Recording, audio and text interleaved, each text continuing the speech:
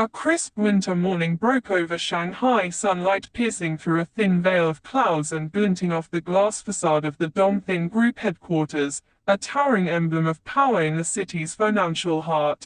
People often said only those unafraid of the cold and of fear itself dared to step inside this place. Amid the stream of well-dressed professionals, tailored skirts, sharp suits, and heels tapping rhythmically on marble floors, one figure stood out like a misplaced brushstroke on a perfect canvas. A petite girl drowning in an oversized brown jumper, wrinkled khaki trousers, worn-out trainers, and a tumble of wild curls as if she had battled a storm all night. Thick, round glasses hid half her face. She clutched a folder to her chest as though it carried the weight of her entire future. Her name was Lam Tini, and today, she was here to fake her appearance and get a job. Calm down, Tini. As long as no one recognizes you, you'll be fine. It's just a temporary job. Earn a bit of money, take care of the baby. No need to stand out. She inhaled deeply and stepped into the main lobby.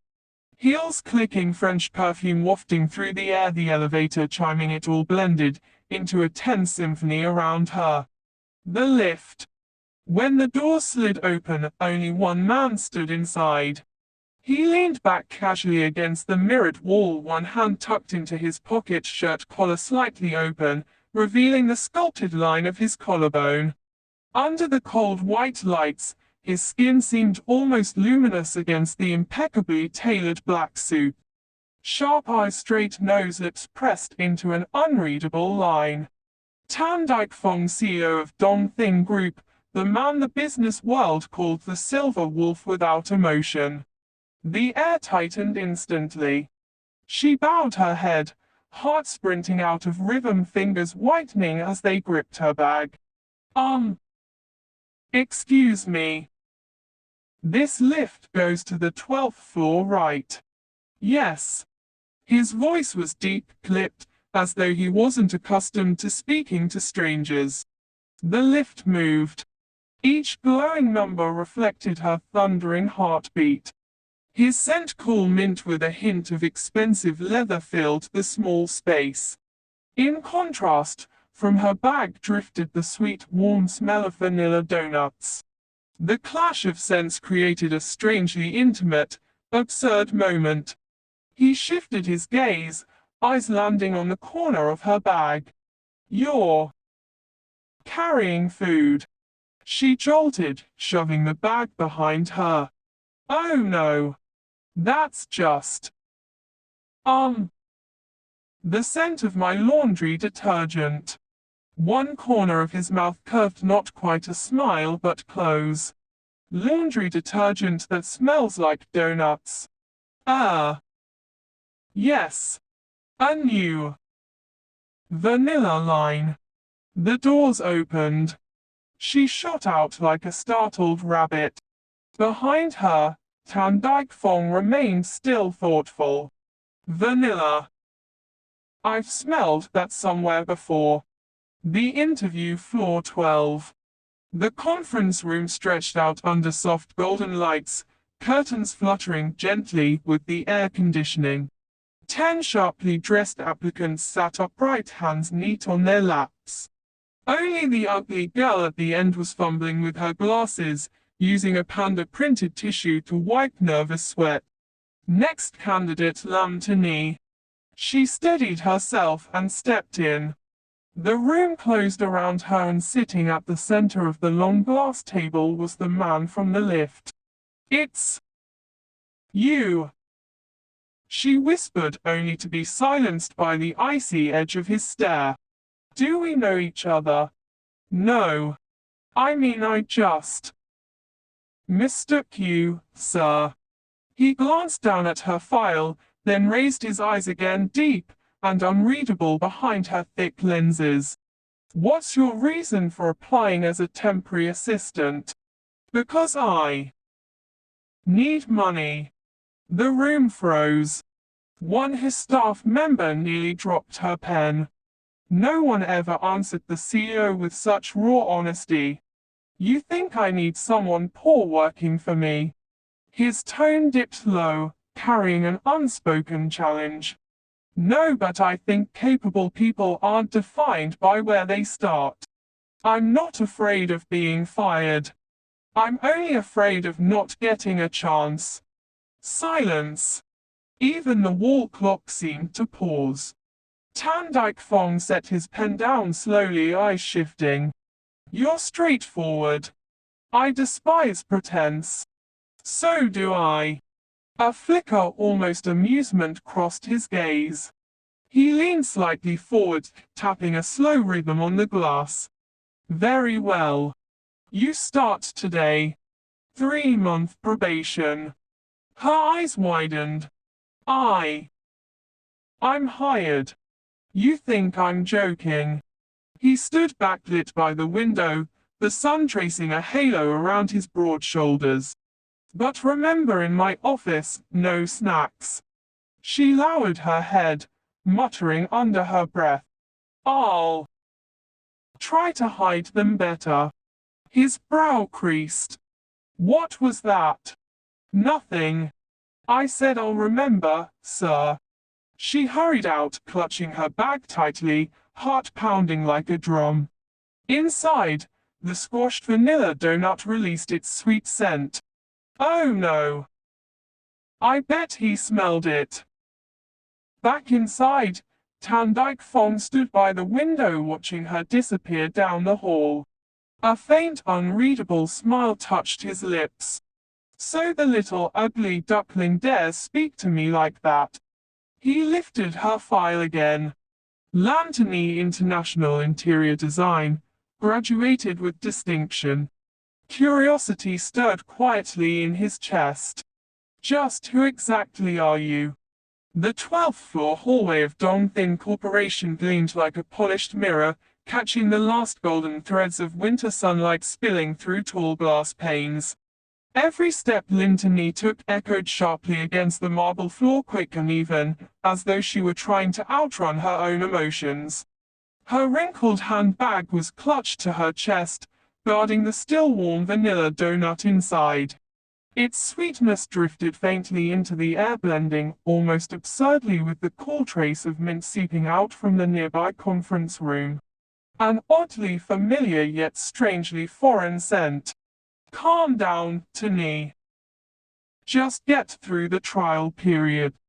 3 months. You can survive 3 months. She repeated the mantra silently. But the very moment she stepped out of the meeting room, her foot caught on the edge of the carpet and thud. Documents and the poor donut flew everywhere. She looked up and froze. Tần Dịch Phong, the cold-faced, intimidating CEO, stood right in front of her. Tall, broad-shouldered, wrapped in a perfectly tailored black suit that framed every clean, decisive line of his body. The slanted winter light brushed across his collarbone sharp and defined beneath the slightly open collar of his shirt. His eyes, dark and razor-sharp, landed on her. Instantly, his habitual instinct kicked in, the instinct of a man who trusted no stranger. A clumsy assistant. Absolutely not what he needed. But then, something unexpected. Her eyes, nervous, startled, yet stubbornly determined, looked nothing like those scheming pretenders he had encountered over the years.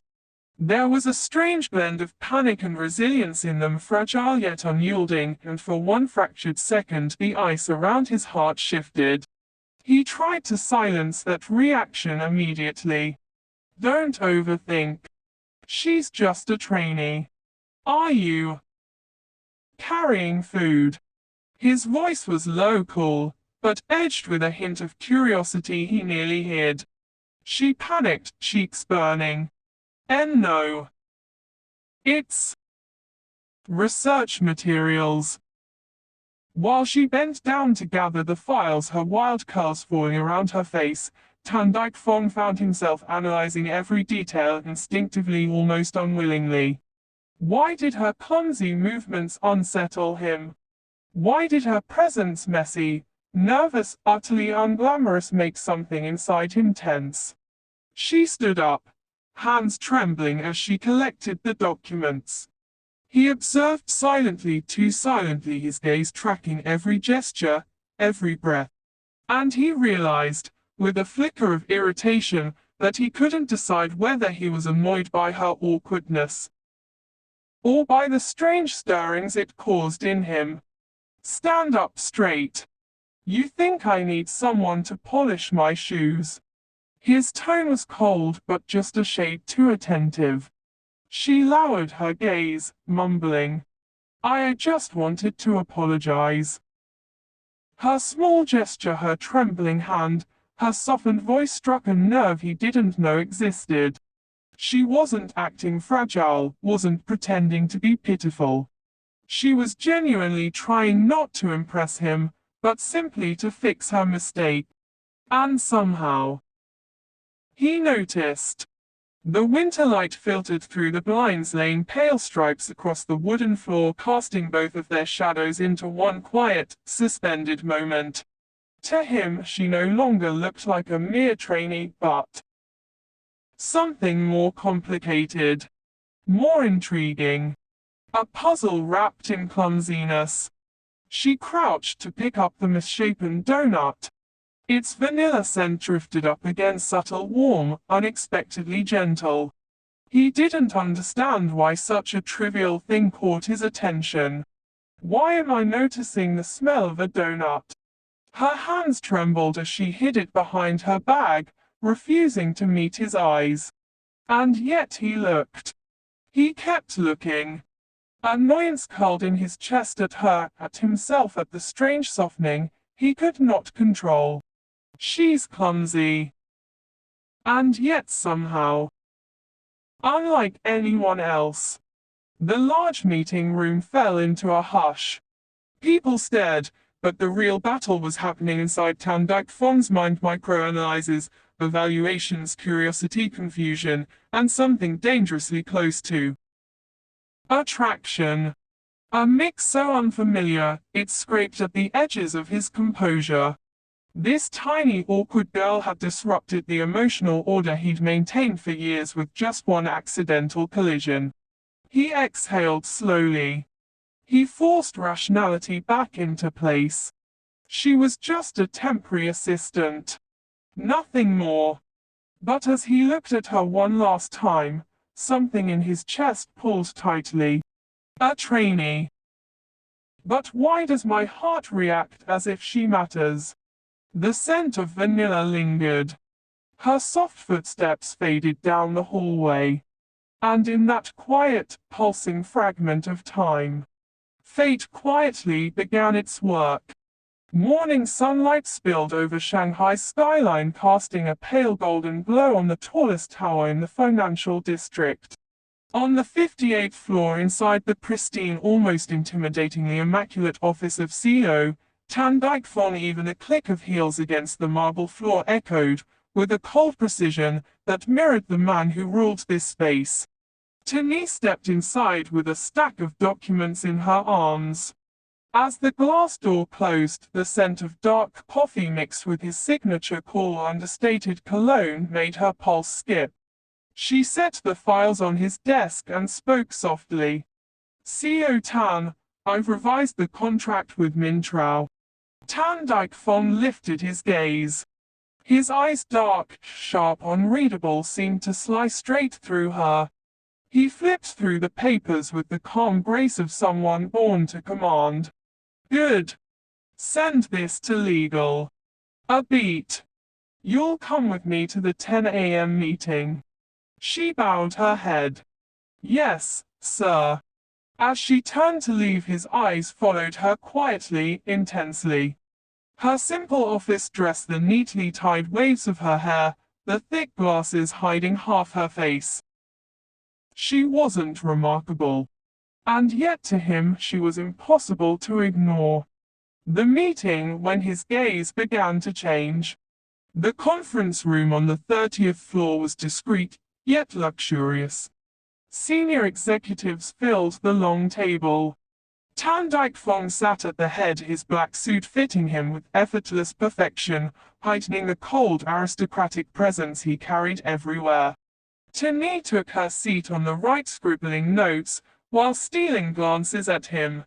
Every slight tilt of his head, every subtle furrow of his brow carried a magnetic pull she couldn't explain.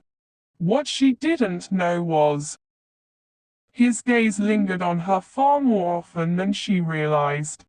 When she leaned forward and her soft curls fell over her shoulder. When she bit lightly on her pen. When she frowned in concentration.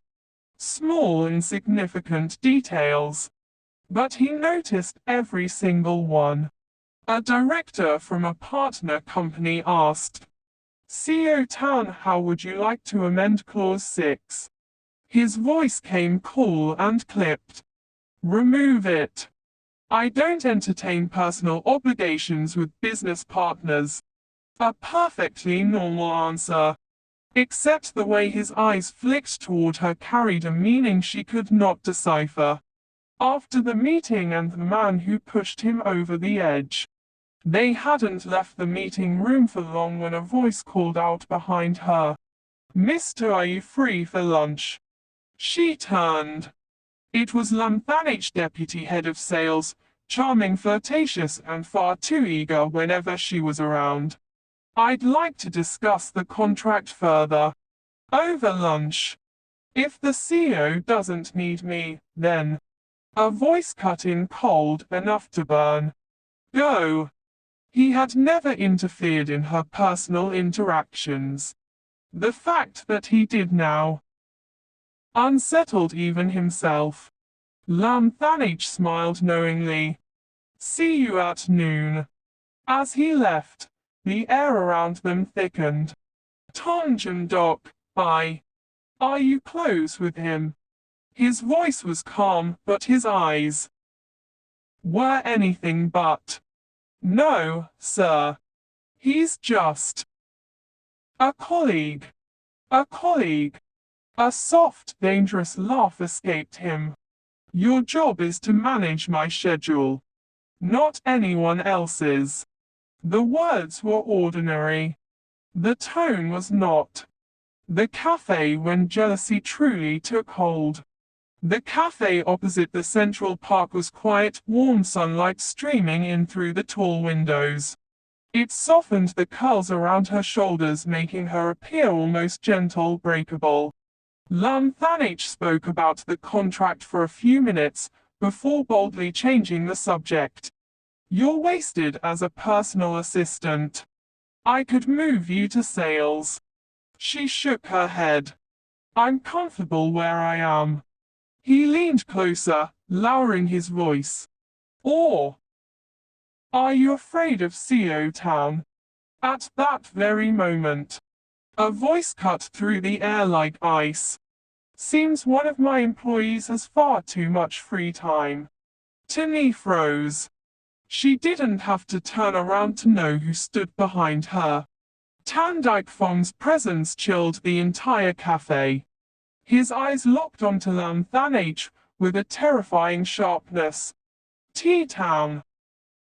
CEO Town, I'm here because someone appears to have forgotten their duties. Silence fell over the room. She stood abruptly. Sir, back to the company. Soft words. Absolute authority. Lam Thanich opened his mouth to defend her, but one glance from the CEO shut him up. In the car, anger he couldn't hide. The tension inside the car was suffocating. She sat stiffly, hands knotted together, afraid to breathe too loudly.